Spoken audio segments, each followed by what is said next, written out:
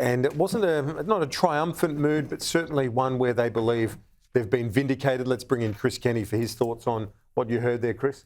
Yeah, Kieran, I think the Prime Minister, Peter Dutton and Jacinta Nampijinpa-Price all gave good performances, all striking the right sort of tone. Politics is a confidence game, and Anthony Albanese was showing a bit of humility and accepting the outcome of the referendum and talking about protecting reconciliation in this country. Peter Dutton, on the other hand, seemed a bit of a spring in his step, he's found his line and length, and he was very, very confident. But most of them, and Jacinta, of course, has been the star of this campaign and struck a nice sort of conciliatory tone. But each of them had their political furphies in there as well. All the furphies are still going, and that's been the problem with this thing. There's too much partisan politics in it and not enough bipartisanship, as most of them seem to mention as well. I think one of the big bits of spin we're all getting now, maybe it's more in hope than anything else, is that reconciliation's still on track. Now, reconciliation is off the rails tonight.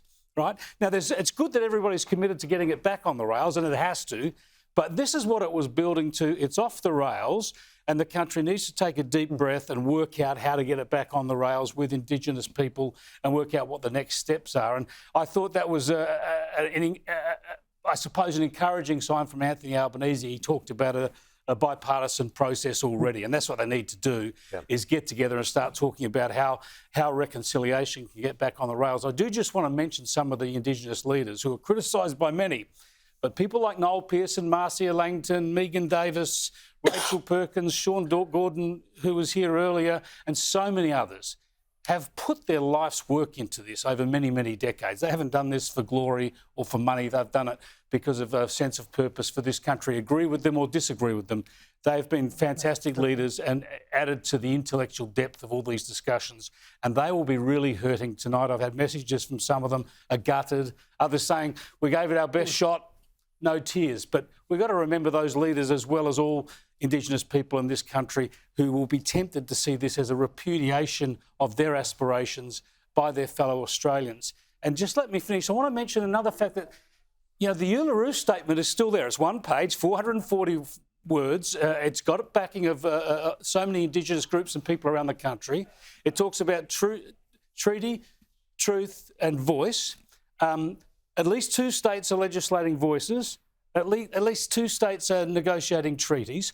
All of this is going to go on. I mean, pretend it away if you like, but all of this is going on in this country. And one of the challenges of this outcome, accept it as we all do, but one of the challenges that our leaders, our political leaders need to think about is if you're having voices and treaties negotiated by state governments around the country, and the federal government has now been repudiated by this referendum result, is the federal government then checking itself out of this important policy process? It'll be driven by the states and not the federal government. Absolutely. Yeah, that's a problem because the federal government needs to be involved.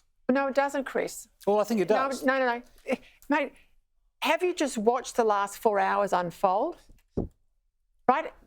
The Australian people, the so-called advisory, the first door has been closed by the Australian electorate, resoundingly closed. So there is no second door to a treaty.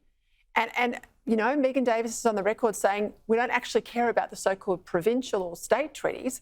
The Holy Grail has always been a Commonwealth treaty. That's gone tonight. There will be treaties and voices. Well, the state, you know that. And the federal government needs to deal with that. Hang on, Chris, let me finish, please. Let me finish, please.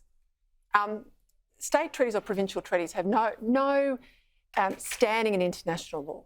The only treaty that ever matters, and it's the one that Megan Davis is on the record as saying that matters, is a Commonwealth treaty.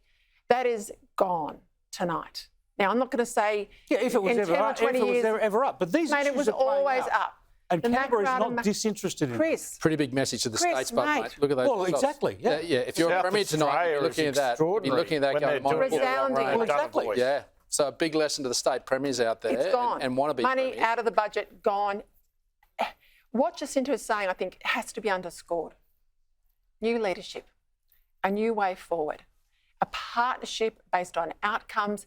The symbolism and the grievance politics has got to be put behind us. You don't get to choose what the Australian people will accept.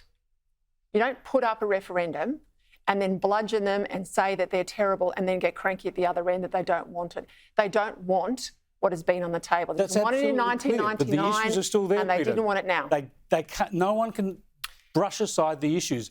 They are there to be dealt with, and the coalition just had 9 years to deal with them, and we all accept that this current situation is deplorable, and the federal government is going to have to play into them some way.